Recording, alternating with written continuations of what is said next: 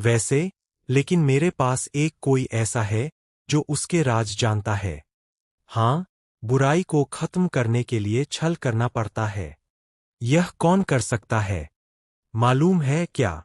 अब धैर्य कुमार के गुनाहों का हिसाब होगा और शुरुआत आज रात से होगी। विक्रांत और मन्नत मिलकर अब धैर्य को एक्सपोज करेंगे।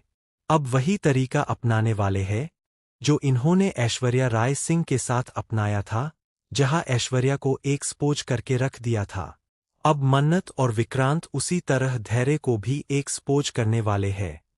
मगर ये सब कैसे होगा? तो दोस्तों, हम आपको बताते हैं।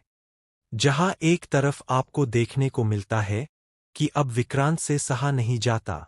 विक्रांत बहुत गुस्से में होता है।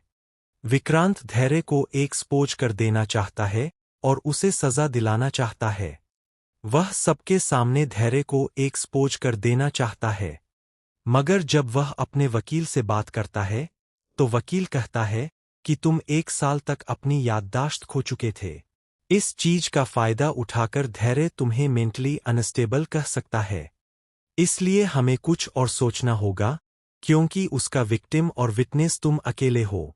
तो वहीं दूसरी तरफ मन्नत विक्रांत को समझाती है और फिर से दोनों अपनी बीमारी का नाटक करते हैं। जब धैर्य वहां आता है, तो विक्रांत चुपचाप लेट जाता है और दोनों फिर से याददाश्त भूलने की एक्टिंग करते हैं। मगर इस सब का फायदा उठाकर, जैसे ही मन्नत बताती है कि सम्रागी को अरेस्ट करवा दिया गया है, उसके बाद विक्रांत अपनी पर्सनल खुंदक निकालने लगता है। विक्रांत धैर्य को बहुत पीटता है और कहता है, मेरी दीदी, मैं उनसे प्यार करता था। मन्नत मुझसे प्यार करती थी। तुम ऐसा कैसे कर सकते हो? इस तरह विक्रांत अपनी खुंदक तो निकाल देता है। वहीं अब मन्नत भी इस चीज का फायदा उठाती है। अरे, धैर्य बुरा थोड़ी न मानेगा। उसे तो पता है कि विक्रांत किस दिक्कत से गुजर रहा है। तो वहीं दोस्तों, अब आपको देखने को मिलने वाला है कि मन्नत और विक्रांत फैसला करते हैं कि धैर्य को भी वैसे ही एक्सपोज करेंगे जैसे ऐश्वर्या राय सिंह को एक्सपोज किया था। क्योंकि अगर इन्होंने अपनी सीधी चाल चली तो धैर्य दुआ को नुकसान पहुंचा सकता है। इसलिए अब वे पहले एक बलून भेजते हैं जिसमें लिखा होता है। वहीं अब मन्नत के साथ जब वो होता है, उस वक्त वह बात को टाल देता है।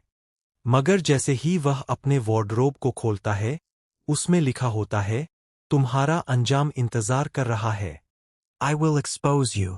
अब धैर्य को कन्फर्म हो जाता है कि कोई न कोई ऐसा जरूर है जो उसका राज जान चुका है और उसे टॉर्चर कर रहा है, उसे परेशान कर रहा है।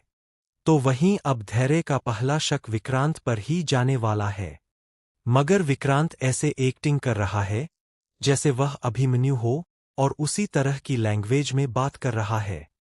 इसलिए उस पर शक होने के बावजूद धैर्य को यकीन नहीं हो पाएगा। वेल दोस्तों, आपको क्या लगता है? क्या अब ये लोग धैर्य को एक्सपोज कर पाएंगे या फिर नहीं? हमें कमेंट करके जरूर बताएं। क्या आप लोग चाहते हैं कि धैर्य को एक्सपोज कर दिया जाए? तो हमें ज़्यादा से ज़्यादा कमेंट करें। साथ ही चैनल से लेटेस्ट अपडेट पाने के लिए हमारे चैनल को सब्सक्राइब करना न भूलें।